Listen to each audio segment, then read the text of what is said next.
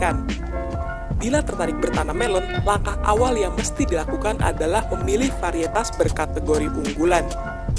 Potensi hasilnya pun sangat mumpuni mencapai 30-60 ton per hektar bagi varietas melon berjaring dan 25-37 ton per hektar untuk melon non berjaring.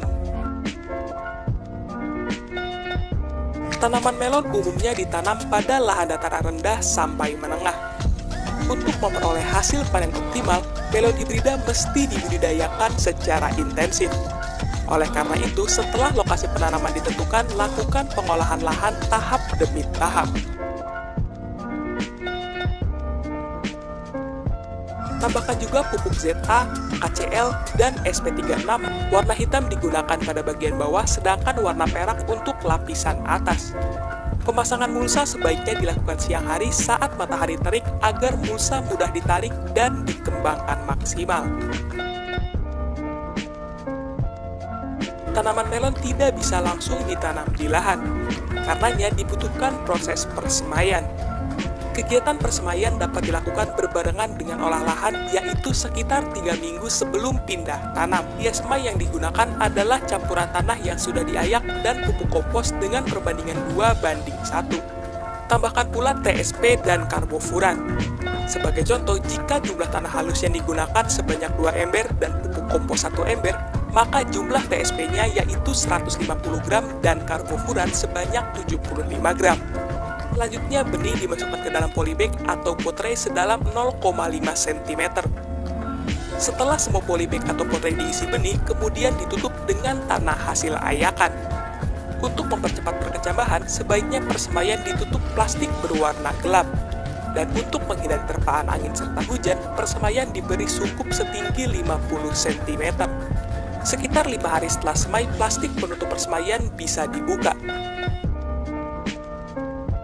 1 hari sebelum pindah tanam, pada bedengan dibuat lubang tanam. Dari setiap bedengan dapat dibuat 2 baris lubang tanam. Jarak antar lubang dibuat 50-60 cm, sedangkan jarak antar barisan dibuat 60 cm. Bibit yang siap dipindah tanam adalah yang sudah berdaun 2 atau berusia 3-4 minggu setelah semai. Sebelum bibit dipindah tanam, polybag atau potrei persemaian sebaiknya disiram air hingga jenuh sehingga tanah tidak hancur. Bibit kemudian dimasukkan ke lubang tanam. Tiap lubang tanam hanya diisi 1 bibit. Setelah itu, lubang tanam ditutup dengan tanah halus.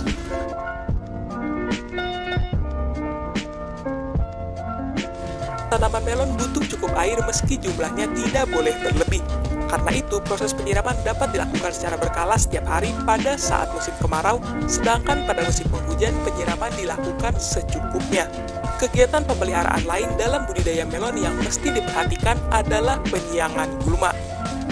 Tahapan ini ada baiknya dilakukan secara rutin minimal 3 kali dalam seminggu.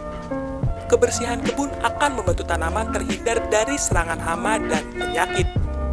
Capaian hasil yang optimal pada budidaya melon akan diperoleh salah satunya dengan pemupukan yang berimbang. Oleh karena itu, dosis dan waktu aplikasi pupuk susulan juga mesti tepat diberikan.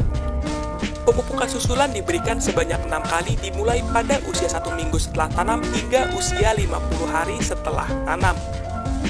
Aplikasi pemupukan sebaiknya dilakukan dengan cara dikocor. Sedangkan dosisnya yaitu sebanyak 200-250 ml per tanaman. Untuk mengantisipasi serangan hama dan penyakit, sebaiknya dibuat jadwal penyemprotan. Volume semprot dan konsentrasi racun disesuaikan dengan anjuran yang tertera pada label kemasan pestisida. Memasuki usia tanam 60-70 HST, melon sudah mulai dapat dipanen. Namun rata-rata untuk melon berjaring, hasil panennya mencapai 30-60 ton per hektar, sedangkan melon non berjaring mencapai 25-37 ton per hektar. Menjadi alasan lain bahwa usaha bertanam melon sangat menarik dijalankan. Bila tertarik bertanam melon, langkah awal yang mesti dilakukan adalah memilih varietas berkategori unggulan.